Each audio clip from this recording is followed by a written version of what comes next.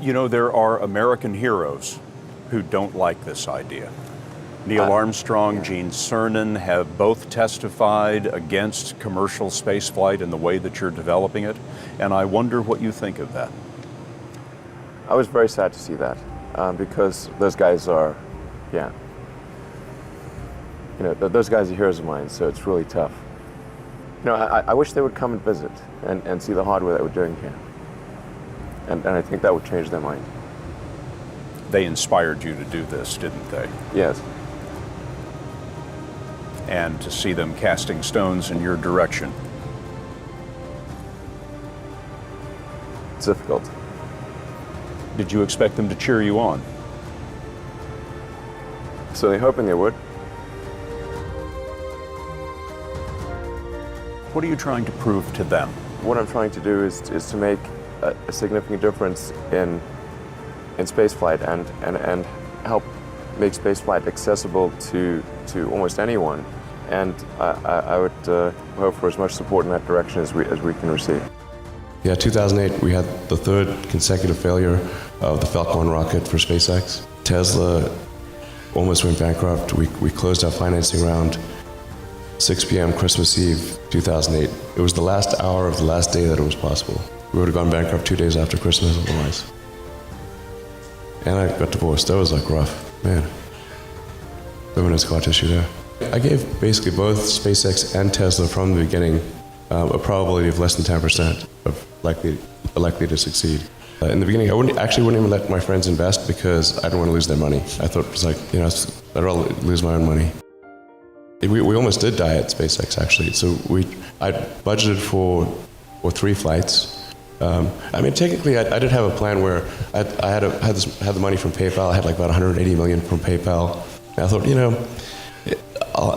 I'll allocate half of that to SpaceX and Tesla and Silver City, and that should be fine. I'll have 90 million, like just lots, But then what happened is things cost more and took longer than I thought. So I had a choice of either put the rest of the money in or the companies are going to die.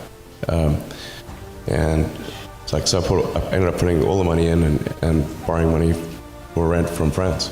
When I was young, I didn't really know what I was going to do when I got older.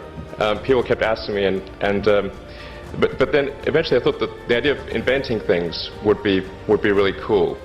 And the reason I thought that was because I read a quote from Arthur C. Clarke, which said that a sufficiently advanced technology is indistinguishable from magic, and that's really true. If you go back, say 300 years, the things that we take for granted today would be you'd be burned at the stake for. Being able to fly, that's crazy. Being able to see over long distances, being able to communicate, having effectively with the internet a group mind of sorts, and having access to all the world's information instantly from almost anywhere on the earth. This is stuff that really would be magic, or would be considered magic in times past.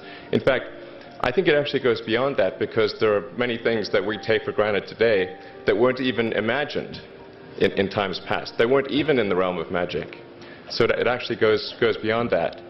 So I thought, well, if I can do some of those things, basically if I can advance technology, then that's like magic, and that would be really cool. I also had sort of a slight existential crisis, because I was trying to figure out what does it all mean? Like, what's the purpose of things? And I came to the conclusion that if we can advance the knowledge of the world, if we can do things that expand the scope and scale of consciousness, then we're better able to ask the right questions and become more enlightened, and that's really the only way forward. Even if you're the best, there's always a chance of failure. So I think it's important that you really like whatever you're doing. If you don't like it, life is too short. If you like what you're doing, you think about it even when you're not working. I mean, it's something that your mind is drawn to. And if you don't like it, you just really can't make it work, I think. What kind of future do we want? Do we want a future where we are forever confined to one planet until some eventual extinction event, however far in the future that might occur? Or do we want to become a multi-planet species and then ultimately be out there among the stars and be among many planets, many star systems? And I think the latter is a far more exciting and inspiring future than the former. Mars is the next natural step. In fact, it's the only planet we really have a shot at establishing a self-sustaining city on. Once we do establish such a city, there will be a strong forcing function for the improvement of spaceflight technology that will then enable us to establish colonies elsewhere in the solar system and ultimately extend beyond our solar system. What gets me more excited is the fact that this would be an incredible adventure. I mean, it would be like the greatest adventure ever. And it would be exciting and inspiring. And there need to be things that excite and inspire people. Yeah. There have to be, reasons why you get up in the morning. It can't just be solving problems. It's got to be, something great's going to happen in the future. It's really a mindset. You have to decide, we're going to try to do things differently, well, provided that they're better. You shouldn't do things differently just because they're different. They need to be different and better. But I think you just have to sort of decide, let's think beyond the normal stuff and have an environment where that sort of thinking is encouraged and rewarded, and where it's okay to fail as well. Because when you try new things, you try this idea, that idea, well, a large number of them are not going to work. And that has to be okay. If every time somebody comes up with an idea that has to be successful, you're not going to get people coming up with ideas. SpaceX is alive by the skin of its teeth, so is Tesla. If things had just gone a little bit the other way, both companies would be dead. And I had, like, one of the most difficult choices I have ever faced in life was in 2008. I think I had maybe $30 million left, or $30 or $40 million left in 2008. And I had two choices. I could put it all into one company, and then the other company would definitely die, or split it between the two companies. But if I split it between the two companies, then both might die. And when you put your blood, sweat, and tears into creating something, or building something, it's like a child. Am I going to let one starve to death? I couldn't bring myself to do it, so I split the money between the two. Fortunately, thank goodness, they both came through. The odds of me coming into the rocket business, not knowing anything about rockets, not having ever built anything, I mean, I would have to be insane if I thought the odds were in my favor. Why even begin?